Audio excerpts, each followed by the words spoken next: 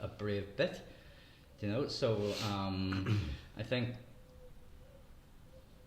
I was actually quite interested in what you were saying, to kind of the start of your journey, basically. Like, do you know what I mean? What you were talking about, you know, what was happening in the UK, you know, and then when you came here, you know, to kind of to kind of move in that sort of different, out of that loop, as you put it, you know.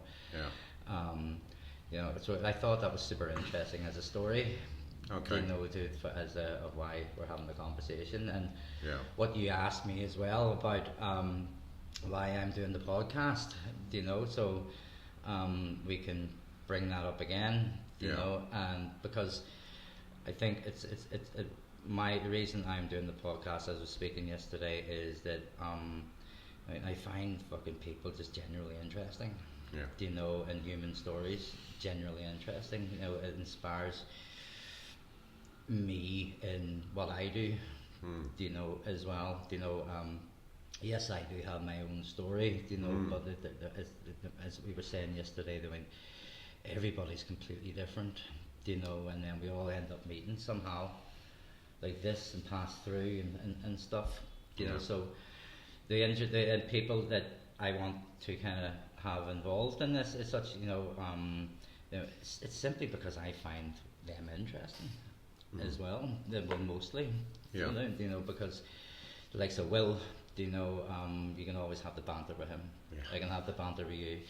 You know, and we can talk about serious issues as well. You know, we're not children. We're not. We do have our own.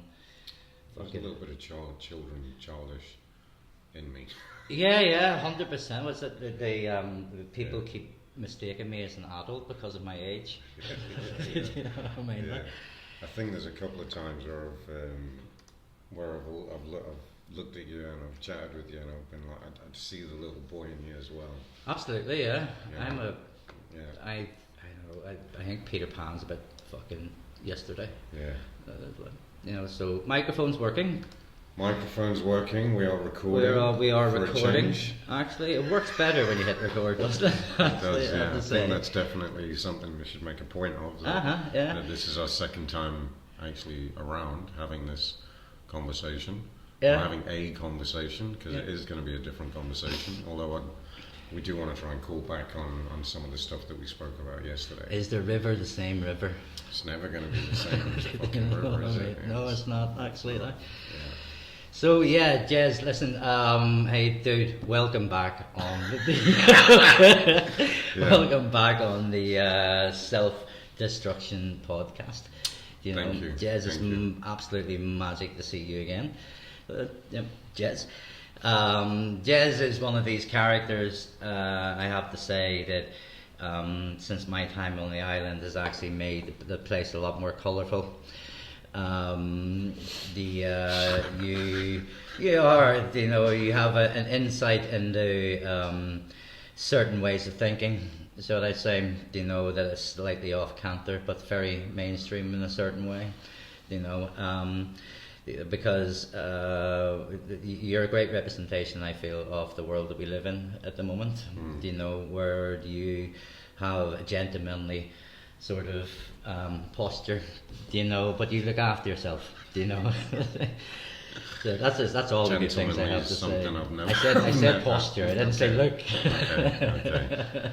Posture as well. What's a gentlemanly posture? How does that even? Upright, stern, and straight. Right. So no, but for people listening, I know, but you have to disagree.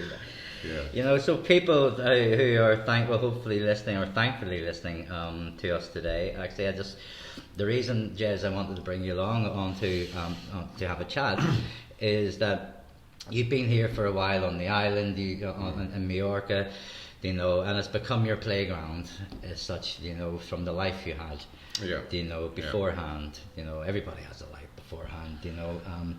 You know, but Majorca has become your playground, and as I just said in the introduction, you know, you are that sort of character that you make everybody seem quite happy in what they're doing. You know, so thank you very much for coming along again. Well, it's a pleasure. It is a pleasure to come back again. Like we've said, this is the second day in a row.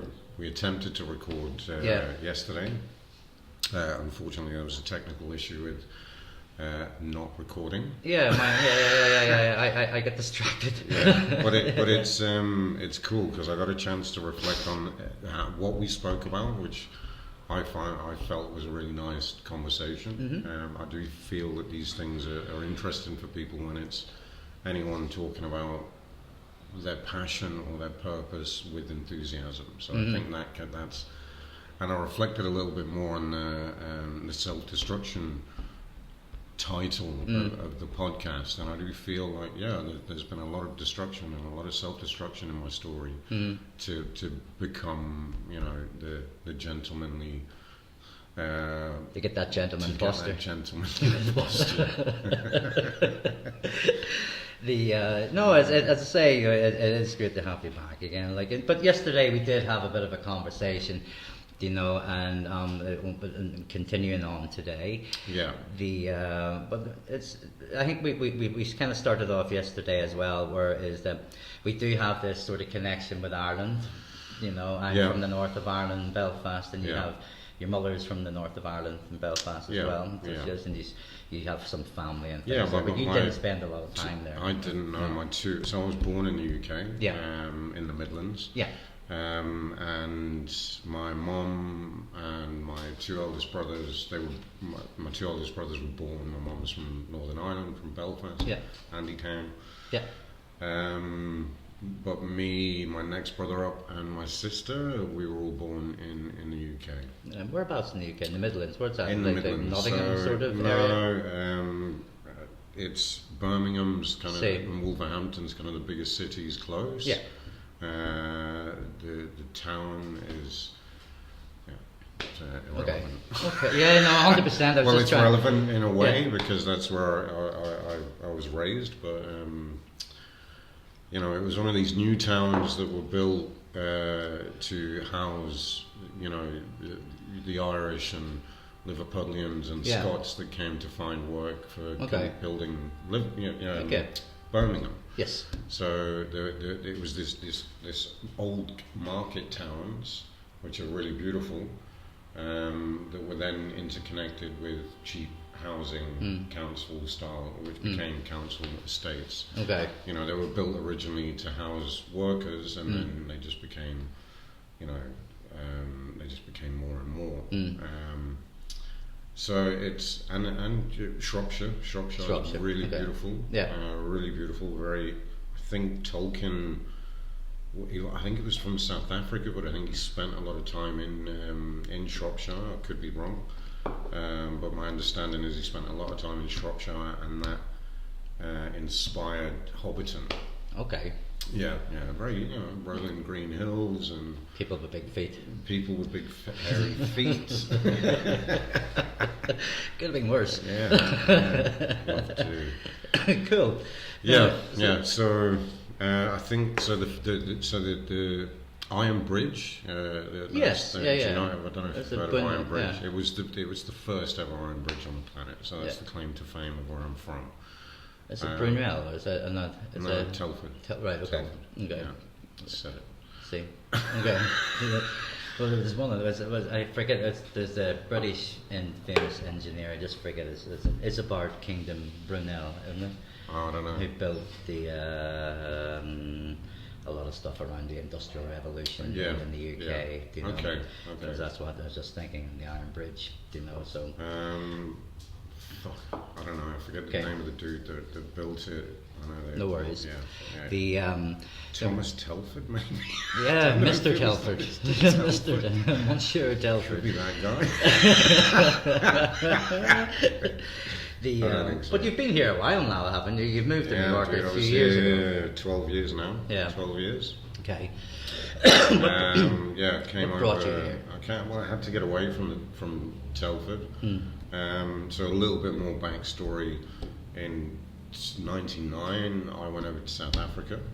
So I was living in South Africa for 5 years in Cape Town. Yeah, and there, because of various reasons, I picked up a addiction to heroin, and then went back to the UK to try and clean up.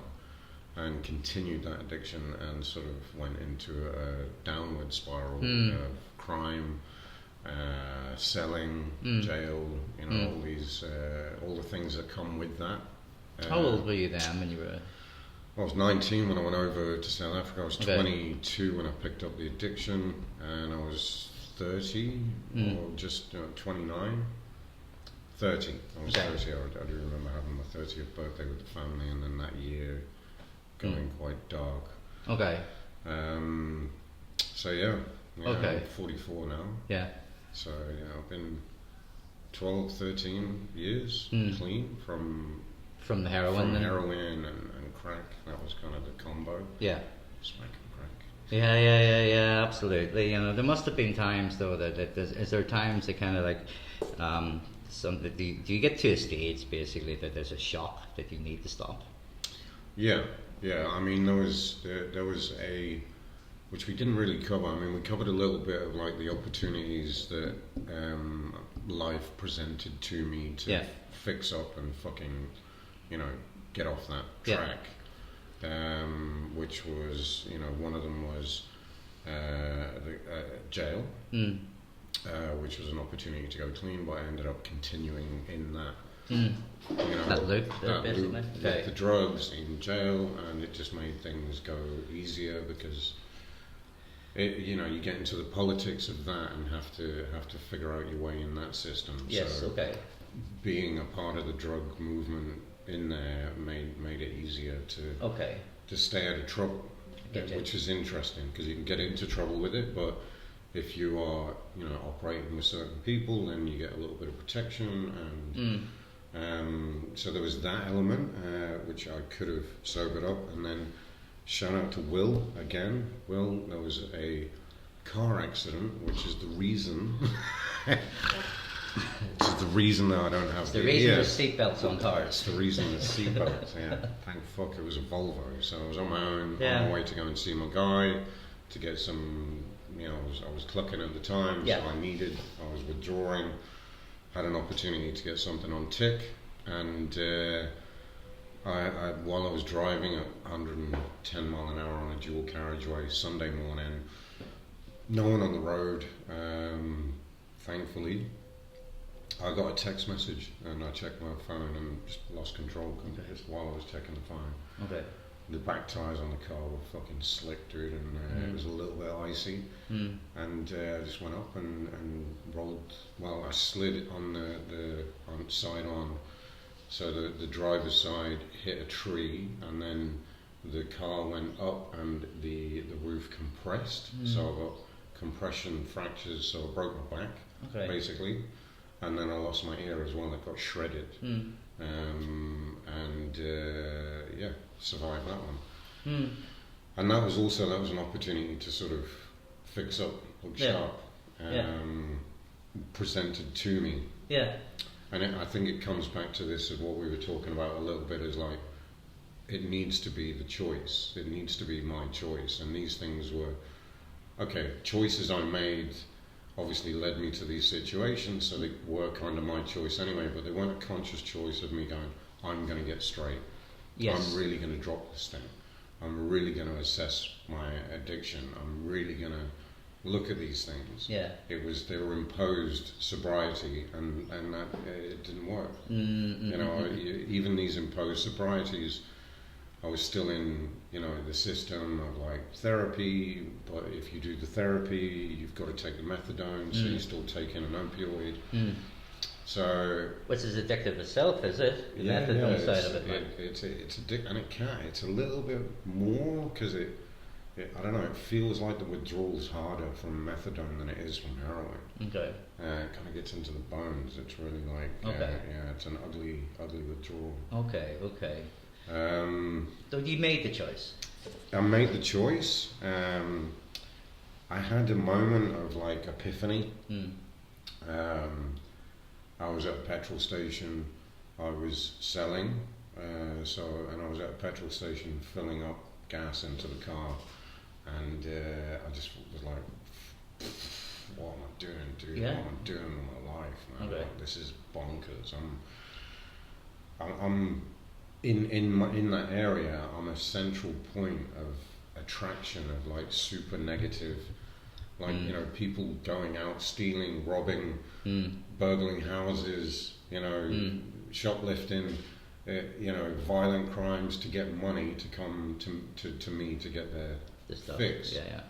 So I had this real like shit. I'm a real piece of shit. Okay. Yeah. Okay. I had that like wow, dude. And then tried to step out. It goes a little bit darker than that. The story is that, you know, I ended up withdrawing in a car under a bridge. Stole the car off my dad. Okay. He reported it stolen. Okay. And tried to OD. I consciously tried to OD because I couldn't see any way out. Okay. Do you know what I mean? Okay. You're that fuzzy and fucked up. That, absolutely. You know, I thought I'd burnt all my bridges with family and friends, and just thought I was alone in the universe, and I'd made all these decisions, and the world would be better off without me. And I took an OD, sleeping pills, tranquilizers, and some gear as well. Okay. And then got pulled out of the car by the police because the car had been reported stolen. Yeah. So someone had seen the car, reported it sitting there for a few days. Police pulled me out while I was literally ODing. Okay. Hospital, and then to court because I'd committed a few crimes before I'd been seen on camera. Yeah. And because of my history, the judge was quite lenient. He knew my father a little bit. My father turned up at court, and the judge said, "Look, if you've got anywhere to go, like, because if you've got somewhere to go, you can go. But if you don't, you're going to go back to jail." And my father said he can come home. Come home with us. So I ended up going back to my parents, which is very humbling and very, you know, very beautiful that they took me in and supported me. And absolutely, yeah. He was Charlie, God rest his cotton socks. He was the biggest supporter, even through like he always believed that I would come right. Do you know what I mean? He always believed that, you know, if he tried his best to try and help and support, you know, and cut me off when it was necessary, and you know, doing all these, but parents don't know, dude. Parents of that generation don't know how to deal with drugs. No, and I'm not. I feel that the again, each individual person is so individual at the same time, you know, and like I have a deep belief that there's always that hope and love inside a parent for their own child as such, you know, whatever the relationship may be, you know, there always is that point of light somewhere, you know, and you know, and we have to be appreciative, I feel, of our parents when they do step in, you know, even whatever age we are, you know, and I'm not sure lucky is the right word, but fortunate in the sense that knowing that you had people like that around you, you know, because obviously there's a lot of people who kind of fall through the sieve as such, you know, who could have been restored to some sort of other different path, you know, if the support was there. For sure. You know, so it must then lead you actually to be able to empathise with people who are on that sort of. 100%. I mean, it's definitely so. You know, obviously, I assume get into what I'm doing now, and you know, but all of that history is actually really beautiful, rich experience where I can actually empathise with quite a lot of issues that people deal with, you know, depression, anxiety, addiction. Hello, how you doing, darling? I'm good. Good. Don't pause it. I'm Just not. cut it out. Hi, How you doing, darling? Amazing. So you're going to do better than yesterday? Let's see. Cool. Oh, everything's meant to be always. Of course. Yeah. Did you get there might be some more nuggets of gold today. Yeah, cool. Did you get some cake or left? No, I'm trying not to. Oh, okay. I'm trying at the moment. It's last Monday. It was like no sugar, no gluten. Cool. So you can Trying. have. I want to get into. So you can have. Water is good. Yeah. So you can have your cake and not eat it. Yes. Yeah. Thank you. Oh, cool. Yeah, as I agree with what you're saying. As I was thinking, that empathy for people who've been down a certain pathway. Yeah. You know, and if you don't mind me actually just bringing up, it's just like, you know, as like the first time I met you, do you know we had this wonderful experience on the island? Where did we meet? Pardon? Where did we meet the first time? The first time we met was at a ceremony. Oh, was it a photo shoot? Wasn't it here at the shoot? Yeah. Was it? Yeah. It was. It was, yeah. I think so, yeah. Yeah, the It was actually. Yeah. Yeah, no, the reason for the reason. That's Well, you were all wearing dresses. I want to get back into That's that. right. We were Yes. wearing dresses. They Yeah. call them sarongs, Skirts, but they're yeah, dresses. skirts. There was dresses. They were Yeah. fucking Skirts, dresses. yeah. That's just what they were. Just to be, Yeah. that's a conversation about masculinity that we'll get into There's later. there's more John Summers so it was than Ann Summers. So it's no, that's right. Actually, you were Olga was doing a photo shoot for the guys from the yoga, the Kundalini yoga place. Yes. Rama Yeah. yoga, and we Yeah. met. You came here. Came as to well. the house. That was the first time We were sort the of met. models. Do you know? It was, Yeah, which actually. was bonkers. I was in way better shape at the time. But then I remember when we got talking here, actually, that we put two and two together, that you were the person that I was interested in talking to about the ceremonies That's that were yes. here on the island. Yeah, because we chatted a little bit and then we were like, yeah. Yeah, we kind of put that because we hadn't met before that, but we'd already been connected on social media and stuff. Yeah, and then obviously vibed with the Irish Yeah, history. absolutely, yeah. They're only people who can understand each other. Yeah. But yeah, and then I had that opportunity then of actually of experiencing these beautiful ceremonies. You know that you have been heavily involved with. Yeah. You know, here in Majorca. Yeah. You know, where people have the opportunity, shall I say, you know, to let themselves go and to use some psychoactive. What's the word? Psilocybin. Psilocybin Yeah, containing yes, mushrooms. Yeah. the psychoactive ingredient is Yeah. psilocybin. Yeah. You know, which is a wonderful experience actually. Nice. You know, it was my first time of actually doing that. You know, doing that in a ceremonial sort Both. of ritualistic. the ritualistic session. side of it, Yeah. the thing. You know, I think we spoke yesterday about an experience I had in Ireland on a golf course. Ah, yeah. You know, picking and eating. yeah. You know, and that was the only time I've been on a golf course. You know, when we were. It's a good walk wasted, as we were saying yesterday. It was. No, but we did. You have been doing a lot of study, a lot of research, and a lot of mind-bending sort of time with studying the effects of psilocybin, the different types of psychoactive substances that can be like used as medicine more than or both or recreational. Yeah, So, both. I mean, like there's something.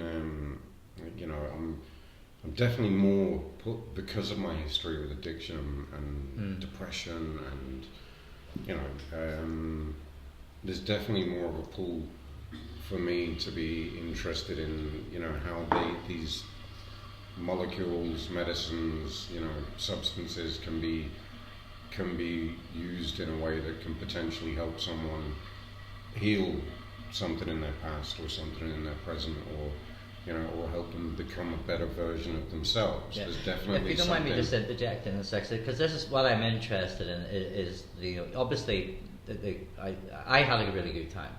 You know, like a fucking really good time. You know, a memorable, beautiful time. Yeah. It's just, but I am interested in the sort of how it can be used you know, in a more of a therapeutic way. Yeah. You know, and you mentioned depression there. You know, and there is obviously a lot of news around different social media and different outlets and such. You know, of how this can do. There's a wave, isn't there? Yeah. You know, there's a lot of things on Netflix and stuff about it now. And, great documentaries. Michael Pollan, How to Change Your Mind, and Fantastic Fungi. Paul Steinmetz, the guy with the fungi hat that we were talking about yesterday. Yes. Yeah, there's brilliant stuff out there, which is great and very positive. You know, the wave again coming back to, I don't know, maybe the period before it was kind of scheduled as a lot of these substances were scheduled as Class A drugs with no medicinal benefit, with like Nixon and the war on drugs and all these type of things, like this new wave that I think because of the internet, because of people having access to way more information than they've ever had. There's just been and people being interested in indigenous tribes using these things as medicine and to grow and to heal.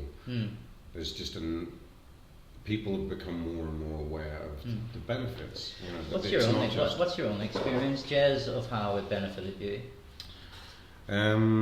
I do feel like I've had transformational experiences through psychedelics, through psilocybin, ayahuasca as well. I've participated in a few ayahuasca ceremonies. I feel like I've definitely healed some things inside me that allow me to be more connected with people and a better partner and more open communicator, a little bit more connected to my emotions and my feelings, and but these moments in ceremony and in an intentional mushroom journey, and it have kind of unlocked things or allowed me to see things from a different perspective, or even allow me to see things that I just never looked at before, but were actually in the psyche and in the subconscious, and maybe even trapped in the nervous system, that you just don't even realize, you're not aware of, that. So these things are, like, when you do have this experience, so these things are you're saying that these things are inside you? Yeah. Okay. Yeah. Like, okay, that gets what is inside you. Do you know what I mean? So, like, yes, physically, there's definitely, like, we're all energy. Everything's an energetic system. All made up of molecules that are vibrating at different frequencies, and the vibration of them molecules at different frequencies create different densities of matter and material and biology, and so your nervous system, this electrical system that runs through your body, if it gets jolted with some sort of shock to the system, it kind of tenses and freezes up, and that's stuck. That's stagnancy. And these things, these medicines, can potentially loosen that up and free that shit out of the system. But when inside you, that's kind of which I'm not saying I'm well studied. I'm not well studied. Do you know what I mean? I'm more experiential. I have these epiphanies, understandings. I research obviously the best way to do things, and the most current research which is happening with, MDMA and psychedelics and ketamine in therapy, and with MAPS and Rick Doblin and London College and John Hopkins and all these things that are really pushing the boundaries with the intricacies of the science, which is what I'm not really into that. Yeah. I'm into it, it's fascinating, but I don't retain all that information. Yeah. I'm more like the experiential knowledge. Yeah. Like experiencing it and receiving feedback about other people's experiences in our sessions or ceremonies or experiences that prove that there is this practical and theory, basically, right? Yeah. Okay. Yeah. 7 years, doing it. Hundreds of people have been through the spaces that I create, you know, and I was actually. I do have to say, like, I've been to two of the ceremonies, and I was always surprised in a nice way. You know, the range of people actually that are at the ceremonies. You know, there's about 10. I think it was 10 at each ceremony. 8 or 10 at each ceremony I was at. You know, is that something that you think about? The sort of people who are there. Is it important? Yeah.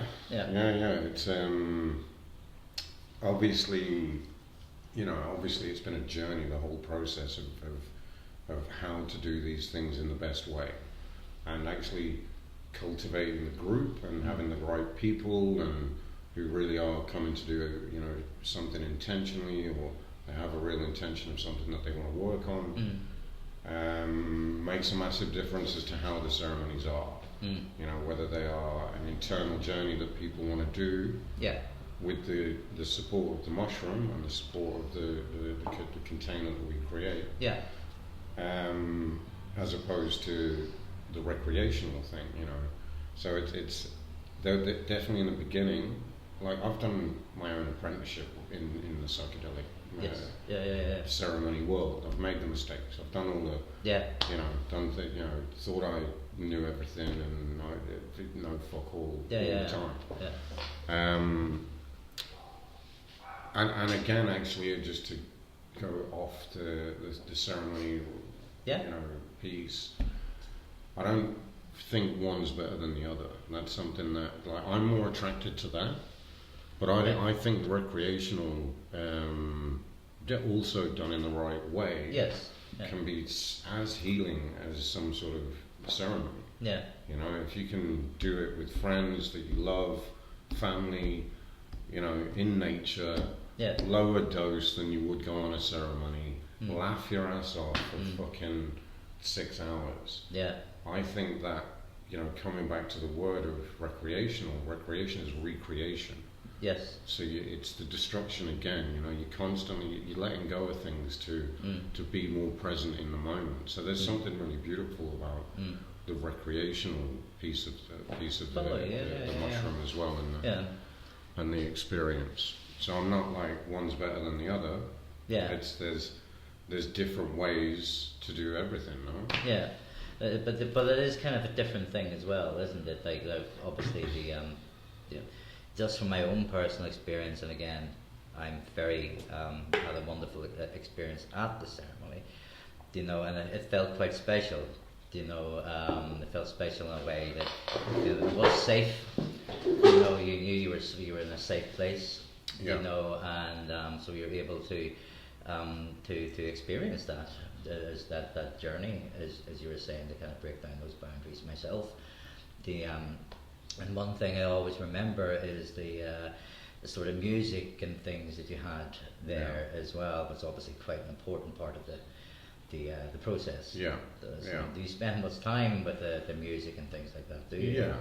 I mean, it's so setting up the spaces and preparing the people to come in. It's, you know, cultivate the group, find a nice space, ideally have a fire on the go, because fire is just that attractor. It's warm, it's transformational in itself, because primitive it's as well, isn't it? tribal. Like, you know, it feels safe. That just being around a fire anyway, without the mushrooms in nature, is fucking sweet. So that ideal sort of container of the experience, and then within that, music is the biggest piece of the, you know, the journey. You know, the mushroom with the right music just creates and opens up portals and dimensions within the individual that I don't know. I've done, you know, Terence McKenna says, you know, do the 5 grams in silent darkness. I've done it, and it's tough. It's a tough experience. For me to not have, you know, some sort of guidance, and the music and the frequencies and the amplification of your senses, and how music and a frequency doesn't necessarily just tickle your, the hairs in your inner ear, but actually touches a piece of your soul or a piece of your heart, or releases something out of the, it becomes magic. This is like the magic of the experience. Yes. It's almost like psilocybin music create this technology which is working on the system in a way that, and to pick the right music, to create a playlist, or even like we were talking a little bit yesterday, I'm collaborating on another project with live music, someone singing, playing guitar, medicine songs. And when I say medicine songs, they're songs that tribes have been formulating with certain chords, certain lyrics, certain a different animal. Yes. Do you know what I mean? Okay. Also amazing. Yeah. Also amazing. But also comes with it. But because of that, the musical piece is something that I really love. I love to create the playlists and create the biggest container of the and carrier of the journey. Yes. And I do see it personally. I see it in a very, we are contemporary. We are contemporary beings. We're not in the jungle. We're not from some Amazonian tribe. Yeah.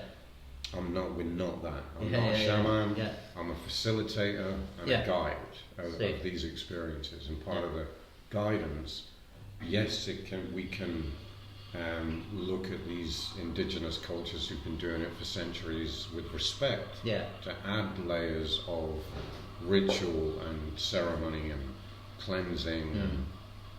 But essentially, I personally resonate more with more contemporary producers and musicians who are using maybe electronic music with certain ambience and a little bit cosmic, and maybe not so many lyrics, so you're not specifically guiding. You're leaving these wide open spaces with the music for people to have their own journey within that.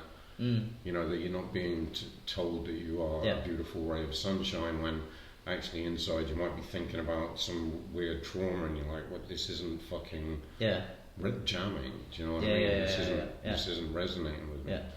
And then obviously, it's also nice to have the fluffy, the little bits of fluff in there, like we were talking. You're about. vulnerable at that stage. Yeah, you're wide open, dude. Yeah.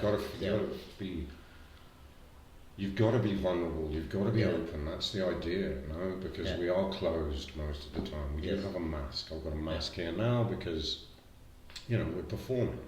We're to a degree, as much as we're trying to make this as. But we are. I love chatting with you. I can chat with you. It's a performance chat. Yeah. It is though. There's a layer of that. 100%. Yeah. So as much as we want to try and be authentic all the time, it's difficult. It's really difficult. It is, and it's nice that you bring up authenticity, because it is difficult, but at the same time, it's very noticeable.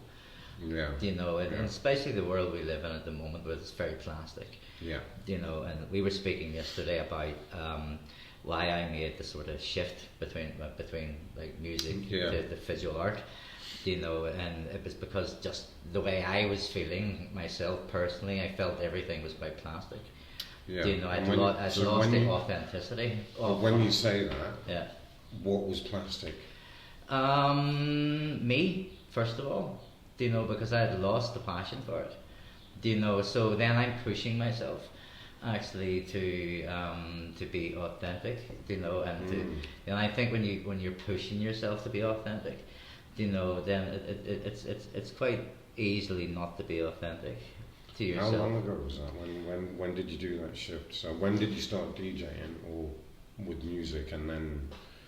I started DJing very early, late teens, very early 20s, but kind of made a living from it. When I don't know, from about 30 odd, from my early 30s, late 20s, early 30s, by running a few things. Like a lot of other people, coming up with a scene in Belfast, I had the opportunity to do a lot of underground parties and things there, and worked with some really cool people there, and then I played in and out of different places around the UK and Europe and things like that. Then I moved to Helsinki with my wife. So I lived in Helsinki for around 10 years. So I was also I also brought that experience I had to Helsinki. So I was kind of based in Helsinki then. And I had my own radio show and things like that in Finland. And so I remember actually I was in Finland, and I remember I had just made a few tracks or something like that, and I hated them. I just thought it was like I just felt as though I just hated it. It just felt like it just didn't feel like anything. It felt like doing something because everybody else was doing it. And there's so much talent in the techno industry. There's tons and tons of talent, and I have nothing against the industry. The industry wasn't the problem. I'd lost passion for it. It was your connection to the industry. And the industry didn't do me any harm. You know what I mean? And like I'm still a big fan of I'm still a techno head. That's my default mode. You do the odd DJ gig, huh? I do the odd one, yeah. But I do it because I can play what I want, and we'll have fun, and then it's fun again, rather than being a chore and a job. And then I remember being in Helsinki one day, and then I was going through a particular time in my life, and I wrote, there was an IKEA napkin, they're like a proper, basic IKEA napkins. And there was one of those sitting on my worktop, and my daughter had drawn a little pony or something with a felt tip marker on the IKEA napkin. So I was talking to my wife at the time, and I was kind of scribbling on the IKEA napkin, but I remember the feeling of how good it felt. I remember thinking to myself, this feels good. It just felt good for some reason. There was no other word for that. It just felt good. And so, as I say, I was going through a particular time in my life. So I ended up, because that felt good. The next day, I ended up writing the drawing stick men, basically, like stick men and little basic sort of primitive art. And broken poetry and things. The things I was thinking about, things that had happened to me. Things that I was thinking about, and things that I wanted. I was kind of like almost journalizing these things on the napkins. So I started putting, like a lot of people, I put these things out on Instagram for a while. And then it started to get more and more, and the people were finding it interesting. So I kept doing that, and then I moved on to going and buying paints, buying some canvas, and making some bigger paintings, and again people were interested, so it was nice to get that straight feedback as well from people that, in a slightly childish way or an immature way, I was not getting that feedback from the music. And I started to get this feedback, false or not, from the sort of the simple art that I was doing. And then people started buying it and offering me money for it. Then we came to Mallorca November 19. Right. 4 months before the flu. Shit hit the plan. Yeah, absolutely. So we came here with the intention, because we seen Mallorca as such an artistic place. There was just wall-to-wall galleries at that stage. There was lots of artistic sort of vibe and feel here. And my wife is a photographer, and she had kind of outgrown her sort of pond where she was, so she was also looking for that extra, let's do something different. And we had the opportunity, so we brought the kids here. Obviously 4 months after that, we had the lockdown, the pandemic, and as we all know, which kind of drove me obviously painting more. you know, at home and things like that. Well, I remember one day, way before you, I used to have blue hair. You know, my hair was electric blue, you know, and I had some blue dye left over one day in the house, and I drew a picture on a white T-shirt, a Zara white T-shirt or something like that, you know, and I put a post on Instagram saying that, I spilled some paint on my T-shirt, you know, and maybe about, I don't know, a little while afterwards, there was people saying, can you do one for me? Is it possible I could have a T-shirt? Could we do this and stuff? You know, so then I started doing the clothing as well. You know, which again I took very seriously because I treated the clothing like the napkins. There was a story in it. Yeah. You know, I wasn't doing it.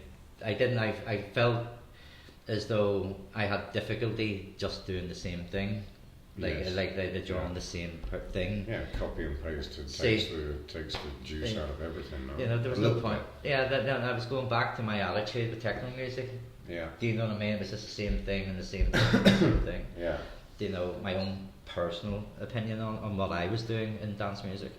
But so it's kind of snowballed from there. You know, it took me a while to see myself as a visual artist. You know, I did have that. Still do have that imposter syndrome. Yeah. You know, which is will probably never go away. You know, at some stage, but you know, we have to go to a ceremony to get rid of that. You know? Well, I'm actually. It's only now sort of doing the ceremonies for 7 years that I'm really confident in that space, the ceremony space. I'm really confident in that. I'm confident with the music, and that's the piece.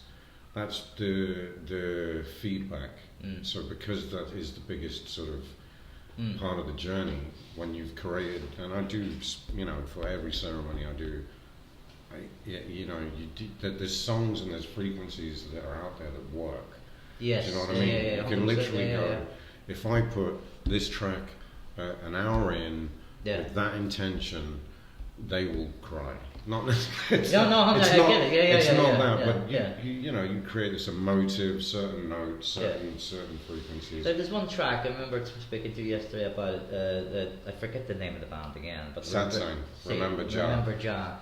Yeah. You know, and it's a piece of music I possibly wouldn't have spent too much time on beforehand or found even because I'm kind of looking in another place. Yes. Yeah. You know. Yeah. But I remember that moment. Yeah. You know, when that track came on, and it still goes around my head. Maybe it's like fucking Baby Shark.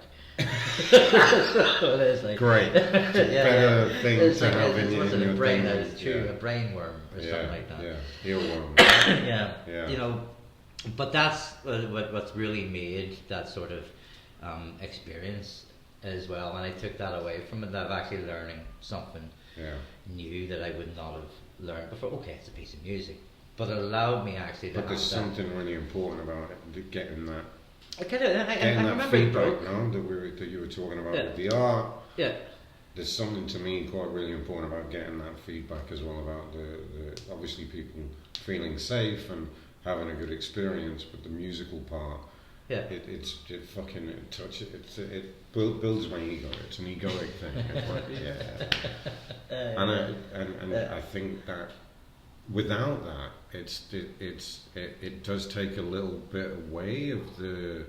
If I'm not getting positive feedback, obviously, you're doing something wrong, and you're not invested in it, and you're not passionate about it, and you're not giving your all to the thing. So I think it's interesting. I do feel like there's layers of creativity in doing these ceremonies as well. Yes. You know? I know completely. You know, and I was just having this thought actually, because even with my own sort of art that I do, you know, I very much don't give a fuck what somebody else thinks about it now. You know, whereas you know, I don't. I mean, I said. I mean, but does that not? The feedback's nice. The feedback's beautiful. The feedback's cool. But you know, but that's not the point of what I do it for, and that's how I changed with. Well, beforehand, I used to be like, why am I not getting the feedback? Yes. Yeah. Do you know, yeah. I got to a stage that I'm doing this because I need to say this. I need to get this out of my system. Do you know, and learn that I also have a voice as well, that I believe that is that I can say this. I need, when my time on this fucking earth, I'm gonna have to get this out of my system. Do you know, and so I don't really care, you know, of like how people look at my art anymore. Is that throughout the whole process? Is that during the creation process, or let's say something's finished? Does that shift? Does that, like, can you still implement the no expectations of positive reinforcement for the thing that you've done? Or is that just during the process? I feel it's even afterwards, you know, because I am able to I've learned how to stand behind my own art, you know, and be to say yes, that's okay, that's done. Yeah. Do you know, that's done. So and does that not help get rid of the imposter thing that we were talking about just now, the imposter syndrome? No, it does. Yeah. Do you know? But as I said, or as we were just talking, you know, it's something that will never go away. I feel. Yeah. Do you know, there is that part of me, that little boy. Do you know, he's afraid to go into the party. To step into the thing and step into whatever world that is. Yeah, and I also feel that sort of that sort of feeling as well of not really caring about if somebody likes it or not. You know, it's something I need to work on myself, in the sense that you know, people need to see it as well. Do you know, it needs to get out. I mean, I'm doing this obviously because I feel I need to. You know, the money will come. You know, the career will come. I have hope and belief in that. You know, though at the same time, it's about getting that art in front of people. You know, so I'm more like content with getting in front of somebody. You know, but at the same time, like, everybody looks at it different. Do you know, everybody sees something completely different. You know, than what I was thinking, or what I was talking about, or what I want to say. You know, so that's what's allowed me to step back and say, look, they're going to see it different. You know, they're going to see it different. You know, and I think that's one of the things as an artist is that I'm learning, is just to let it go. Once I've finished the piece and I'm happy with it, and there's no more for me to say, do you know, and then it's out of my hands. In a way. I remember actually, I went to Stuttgart years ago to meet an ex-girlfriend over there, and she was working for a Shakespeare company. She was doing a play in the Midsummer Night's Dream in Stuttgart, and I went over. I was still DJing at the time, but I went over to spend the weekend with her, and we went to the Kunstmuseum in Stuttgart, the art museum, modern art museum in Stuttgart. And I remember we were standing like in the hallway, and she says, "What do you think about that painting?" And I looked up, and it was just a big purple painting, like a bigger than this, like big, like 4 meter by 5 meter painting, all purple, okay, like completely purple. There was no like different shades of purple or anything like that. It was just purple in my memory. And I forget the artist's name. And she said, "What do you think about that?" And I was like, "It's fucking purple." You know, it's big, square, and fucking purple. You know, and then, but she said one thing to me that changed something. And I think it's kind of leading me to where I am now. Still, is that she said, "Well, you're a DJ, right? Or you play fucking music and parties and clubs and stuff like."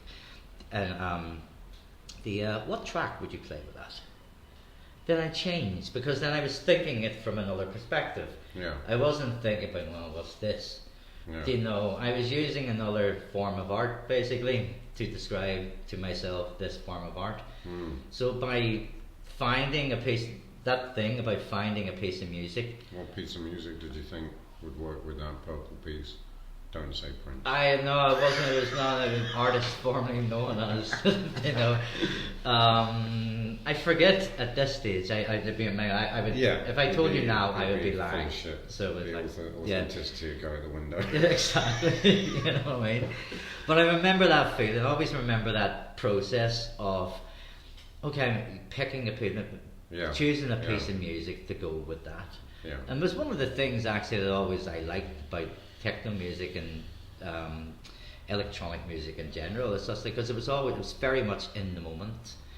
You know, where obviously if you're listening to a Buddy Holly song or a fucking Elvis or somebody from the 60s, 70s, 80s or whatever, it kind of drags you back to that.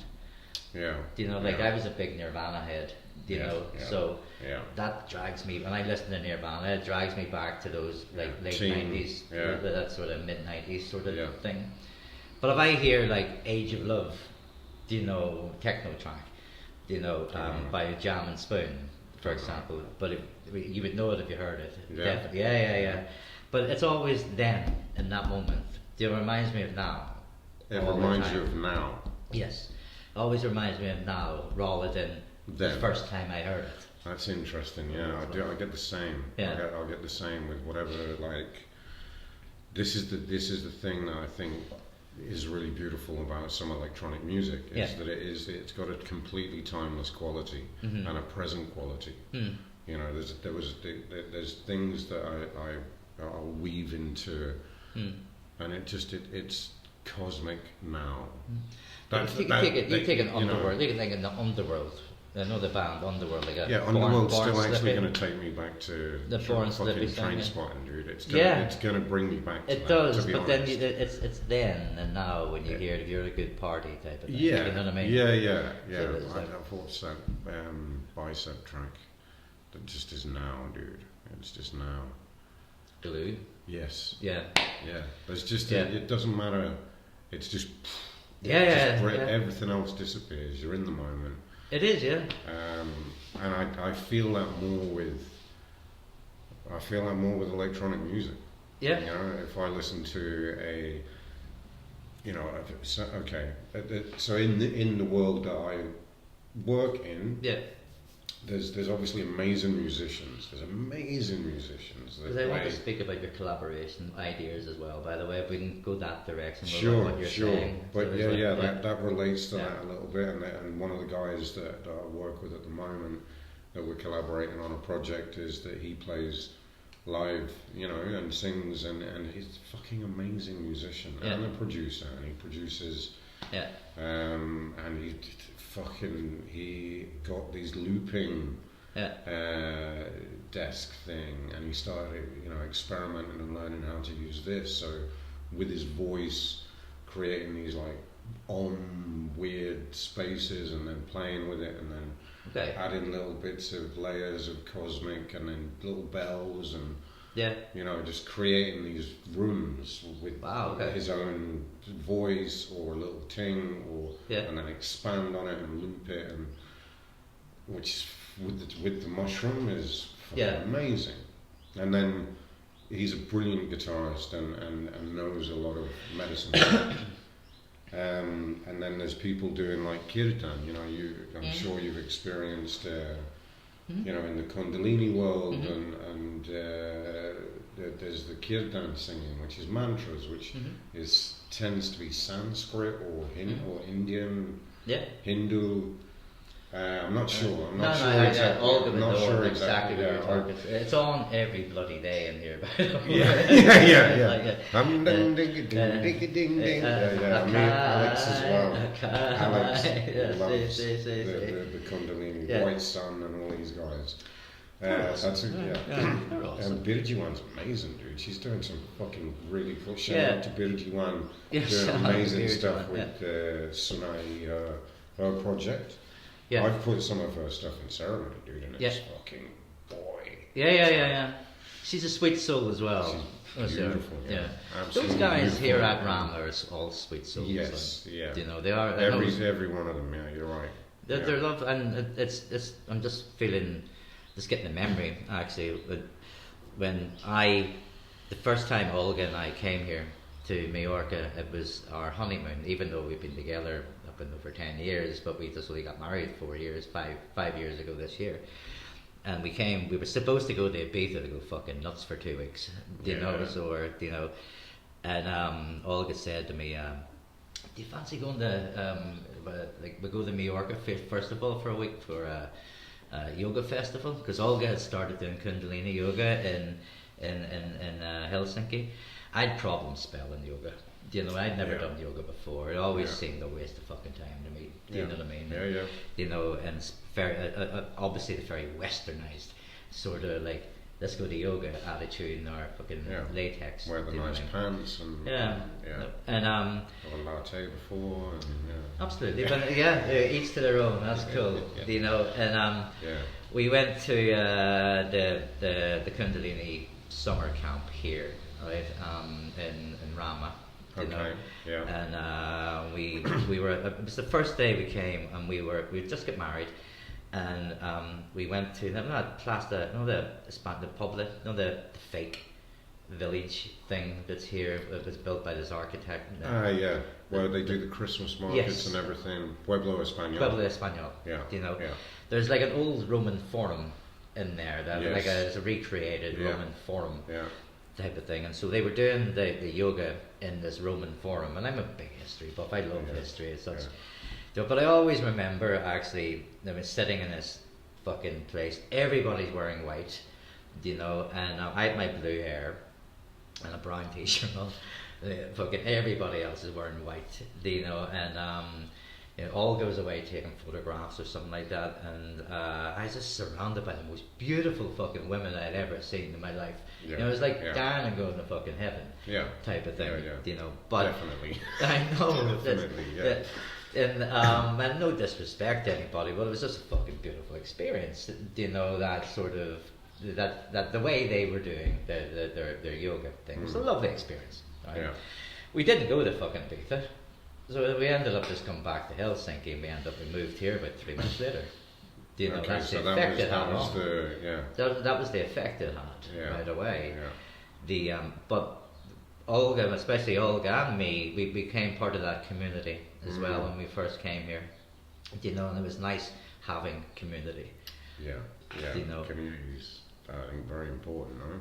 It is, and it was kind of going to lead me to a question with you then as well. It is that do you feel that you're creating a community yourself with what you're doing here? Well, definitely part of so when I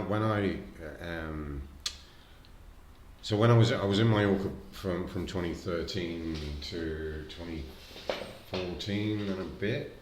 2012 to 2014 and a bit. Had a little bit of chaos. Ended up going to Germany with my ex. Had a child. Decided to come back to Mallorca. And when I came back, you know, obviously I was out of the party destructive loop, and I was like trying to come back, trying to be a family man. And I was like, well, I can't go back into the same loops, you know, of the same people. And so one of my intentions when I came back was to find a community of like-minded people. And somehow I found on Facebook these little alternative festivals that were going on. And I went to one, and I was like, who's running it? And introduce myself. Shout out to Matthew, and from there made connections, and then got kind of invited into. There's a men's circle here on the island which is doing amazing work, and has been a massive part of my growth. You know, but joining that men's circle and being part of that connection, brotherhood. You know, and then obviously all of the interesting creative things that they're doing outside, and sort of connecting to that is community, you know. So I joined a community here, and then within that sort of, you know, being more confident and starting my journey with the mushrooms have definitely been also a layer of creating community of people within that community who are more connected to the psychedelics, even though, you know, the people in that, in our community and in our world are doing yoga and therapy and, you know, vegan cooking and, you know, family constellation, and there's a conscious community in Dima, you know, in the middle of the island, who are the Osho, you know, connected to Osho. So there's all these people on all these different paths of growth and evolution and creation and creativity on the island, and it's interesting to be a part of, you know, a part of that community and feel like even though I live in the middle of the island and I'm very distant, and I'm doing my own little thing with my own little family at the moment, I do feel that the bonds that were created, you know, you can just phone someone up and be like, hey man, I'm struggling with this, can we talk, can I meet you, I need advice on something, I'm going through a conflict with the relationship or the collaboration that I've got, or I just need that you can just meet for a coffee, get all your shit out on the table, the truth, and just be heard and seen. Which for me in a community is really nice. And obviously within that you've got to trust the person that you're sharing all your shit with. And then you know you can also get burnt with that as well, like anyone. Absolutely, yeah. You know, people can take your openness and your vulnerability and your honesty, and you know, they can use that in a put it on a podcast. They can put it on a podcast. Yeah, I guess. I'm gonna cry now. Yeah, you know, but yeah, definitely, there's definitely an element of creating community, doing the ceremonies, and you know. Because I felt that coming away from the ceremony. It's very connecting. I know I felt that connection afterwards. I met a couple. I met an elderly, not an elderly, an older man than me, shall we say, in a local bar around here, and he recognised me. You know, I think he was a South African guy. You know, he was at, if I'm correct, I think he was South African. You know, he was at the last ceremony I was at. There was, and you know, and we didn't really talk at the ceremony, like, you know, but there was that sort of heart-to-heart connection that everybody was in the same thing, in the same space. You know, but he recognised me, and it was nice. It was that catch-up. It was almost as though we'd been to battle together. Yeah, you know what I mean? We did that sort of foe type of that. Yeah, there's definitely something about doing a higher dose ceremony with, you know, that deeply connects you to people, because you know, people expose all of their vulnerabilities and pain and trauma in a very beautiful way with strangers. You know, you're essentially strangers, and then you come out of the other side going, fucking well done, nice, good one. Yeah, that's it. Like, fucking, I see you. You do your shit, you do your work, you own it, whatever, you know. And there's a beautiful respect and camaraderie and connection that comes from that. Yeah. And is this something that you will continue doing? Yeah, 100%. You know, it's how I feel very much on purpose with it. Yeah. That all my life experience, you know, the experimentation with psychedelics in my youth, and all the pain and drug addiction and blah blah blah and all that shit that we spoke about earlier on. Yeah. It's all added to, you know, to converge into this path of, you know, this is my offering. You know, I've spent a life of destruction and chaos. You know, and then there was a flipping point, and it's like, well, if I'm still here, and I understand that I don't want to be part of the destruction, what do I want to be part of? And I want to be part of growth, evolution, connection, creation.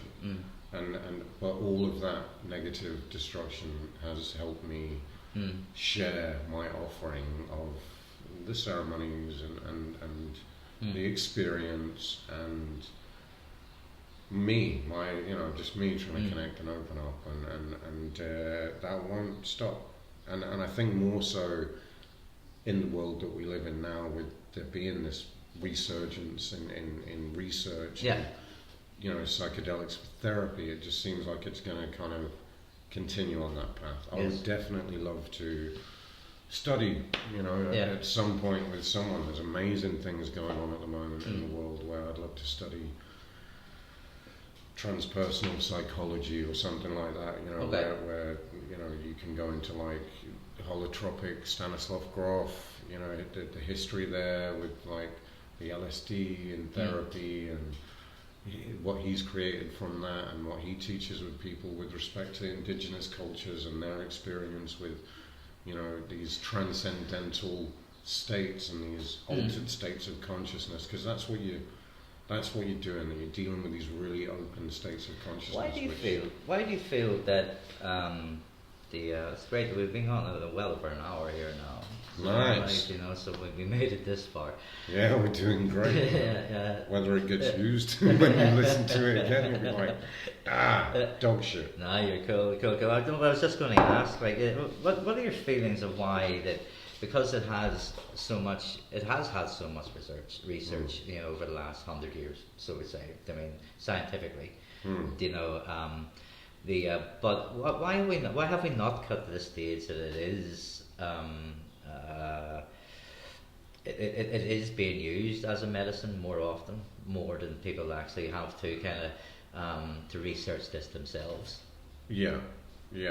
So the question, why aren't we further along with psychedelic basically in healing and therapy? Yes. Why do you feel that? I feel like the one of the biggest pieces was the war on drugs, Nixon. Right. Vietnam. The military-industrial complex being, Yes. the biggest business. Yeah. And war. Is a big business. It's a really big business. It's the biggest business.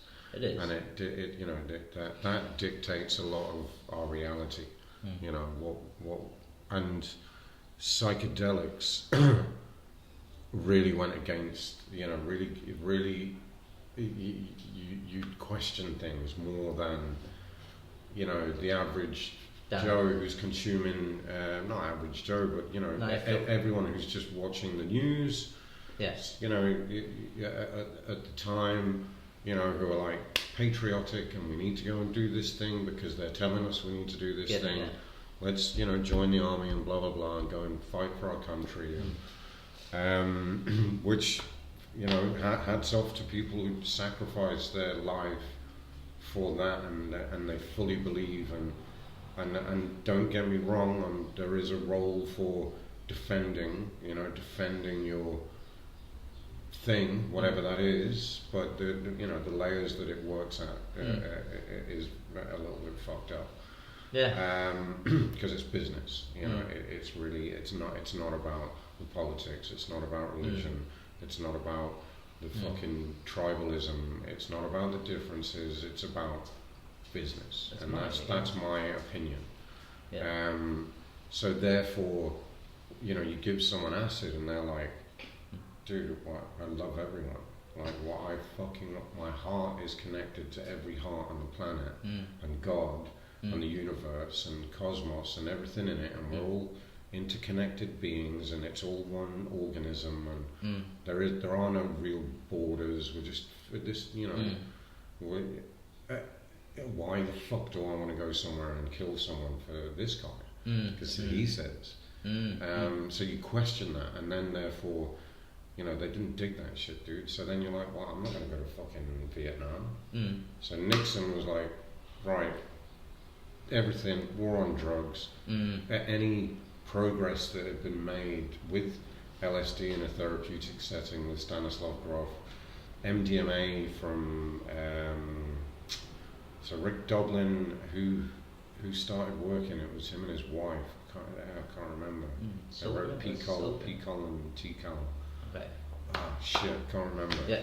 Alexander Shulgin and his wife were doing amazing things with couples with MDMA and therapy before it went, before we got hold of it in our teens, and we were like, "It's very amazing." Fuck the music.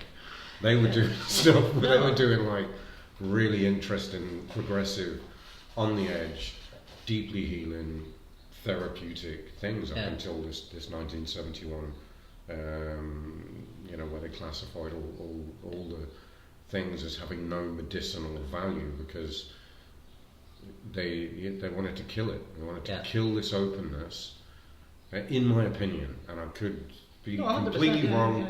It's just an opinion. I am ignorant. I am ignorant. I'm an ignorant human being.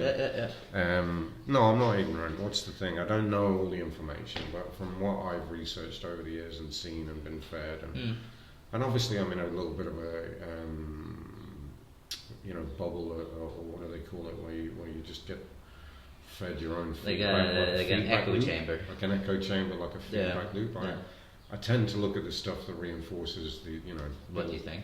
When I grew up listening to Bill Hicks and Carlin and all these guys being like, fucking question it all. It's all fucking fucked. And then you go, what were they doing now? They were taking mushrooms, dude. What? Okay, so. So yeah, I'm definitely biased, but that's my belief as to why we are not as far down the line with where it could be with psychedelic therapies. But we're here, we're here in it. Is it nothing's changed. Right to go that direction? No, dude. I mean, the only thing, everything's changed, but nothing has changed. The people that are still, causing the wars, or they're the big industries that are still running things. Yes. In my opinion. Yeah.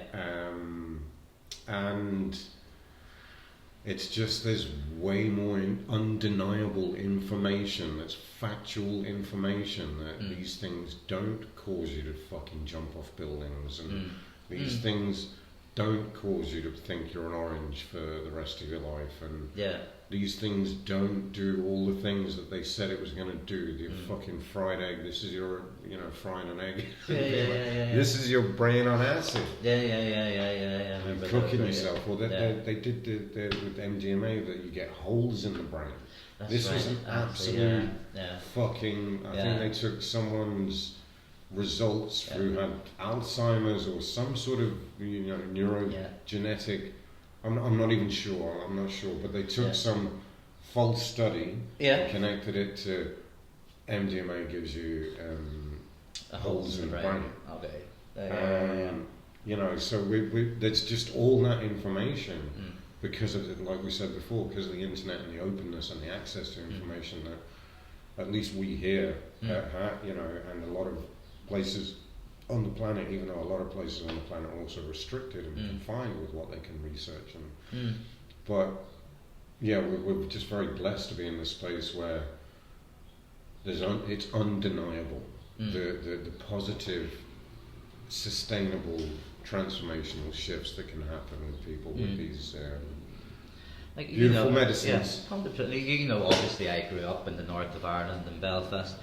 And I remember the first time I started socializing, I came from like a Roman Catholic background, the Irish Roman Catholic background. Same. And what happened there? No, it was just that's all. Like this is a little bit.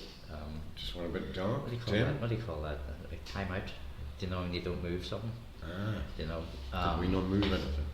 No, I was moving all the time. No, we're grand.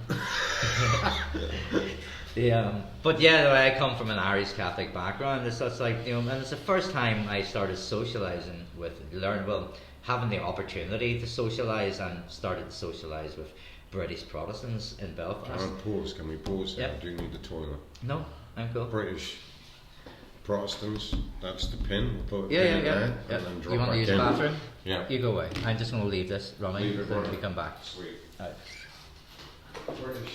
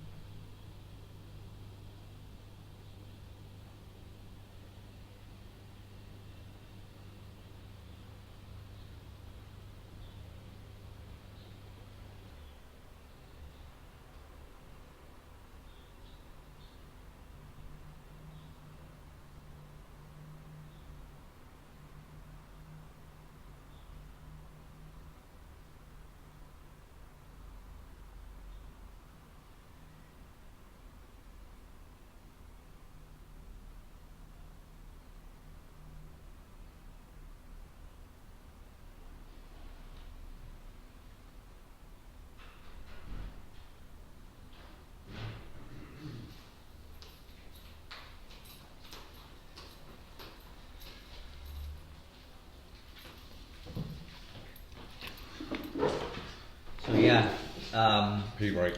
Good. Well done. Done. Nice. Good. No, as I was just remembering as we were just talking there about the how things can be controlled.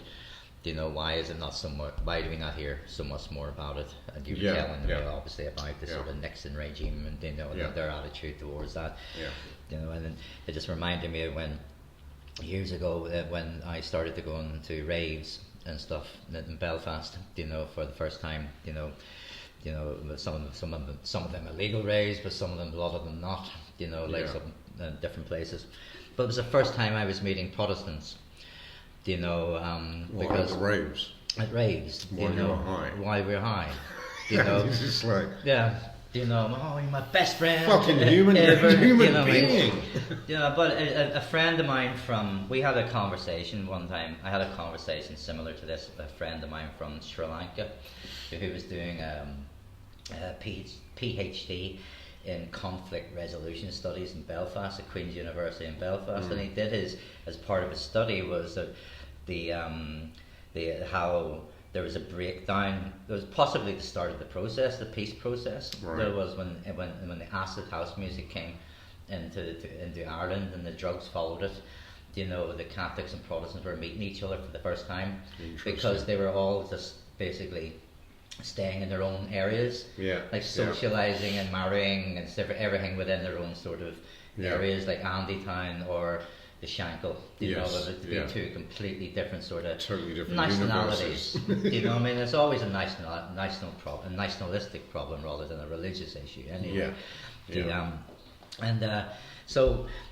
I've seen. I can actually. I truly believe that's. That had a massive effect of breaking down those barriers. Interesting. How when the music and the drugs followed each other. Yeah. You know, because I would never have met somebody. Key to peace, isn't it? I think so. You know, I think so. You know, You just nailed it. Yeah, that's it. Done. That's why we are here. Thank you. Dude, it's been almost an hour and 20 minutes. That's We've been cool, having a conversation. It's just like, you know. I think it's great. I think it's a good one. Maybe that's okay for now. I think we're super cool. Actually, I think we might be doing this again. Absolutely. I would love to. I enjoy our chats. Let's even just to have this. Yeah. Do you know what I mean? Just maybe a regular thing every now and then. I'll drop in. Yeah. And see where it goes and what we talk about. Let's do that.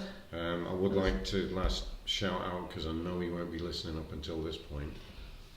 I've got a feeling he won't be. Will, you're a fucking legend. Really proud of you. I love you, brother. I think you're doing amazing in life, that you're following your passion, purpose with comedy, and you're an amazing family man, and I just think you're a beautiful human being. I remember meeting Will with a mutual friend, which I won't mention, probably 10 years ago, and he had DMT molecule tattooed on his, and I was like, this guy is fucking interesting, isn't he? And he is. Yeah, 100%. So, yeah, big up to Will. Big shout out, big up. Yeah, brother. Definitely. Yeah. Have you anything yourself coming up, have you, that you would like to promote? I've got a book coming out. Nothing, dude. I've got a pop-up book coming. What have I got coming out? I've got a ceremony coming out. I mean, that's going to be a constant. If anyone wants to look into me, then they'll see. Absolutely. What's going on. No worries at all. Maybe a podcast. Yeah, I'm thinking about it. I'm thinking about doing something just obviously on psychedelics. And the idea behind it being transformational experiences. So maybe people who have really had transformational experiences with psychedelics and having their stories on that could be a nice little thing. Absolutely, yeah. That'd be super. This is being a consumer of podcasts for years, and I tried to set on with another mutual friend, Adam, fucking good brother, man. He's a dude that if you could get him on, you could get into the weeds with things. He's he's very intelligent, well articulate, and he'd be a good dude to get on. That's another thing I wanted to ask. Who would you Have you got any ideas of anyone who you would like to have on the podcast? Have you thought that, like, guess? I mean, I came to you because I was mentioned in the last one. I'm very open on that. You know, I do Yeah. have a few people that I definitely will have on. You know, I have a couple. Like I've an artist who's went through a similar journey. You know, that yourself from the United States. You know, who's a guy called Sean Irvine, and he. Is he here on the island? No, he's in Mexico at the moment. He's been living in Mexico for a while, you know, and he's had this sort of life where he's like us. Takes a little bit of while to find what the fuck's happened, basically, you know. And now he's a hip hop artist now, so he's doing some festivals and things like that in the United States. You know, so I'm going to have him on, you know, and we'll do it more sort of remotely sort of thing. Yeah. You know, but he has a cool story as well, you know, of living in Central America, you know, and experiencing these things in Central America, basically, in different areas down there. You know, actually about 12, 13 years ago, he kind of invited me to, he had spoke to me about going on one of these, these self-contained communities sort of thing. Where there's like off-grid type off-grid sort of thing. I think it was in Puerto Rico or something like that, in Central America, around that area. You know, I never did it. You know, I don't regret it. I'm okay. You know, but so yeah, you know, but we will definitely talk. You know, about it, that there's other people. Yeah. And we would kind of it'd be cool. push this. Keep the energy flowing, and just keep this creation going as well. Absolutely. I think it's a really cool thing. Super. It's been great chatting to you, brother. Yeah, let's wrap it up. Okay, dude. Thank you very much for coming in on again. Pleasure. I know, and second time around, I think we nailed it being a brilliant conversation. Yeah, Again, I think. I hope so. I hope whoever's listening still listening. Yeah. That's it. Yeah. Cool. Listen, guys. They will see you and hear you again in the future. And remember, stay self-destructive. All right. Yeah. Bye.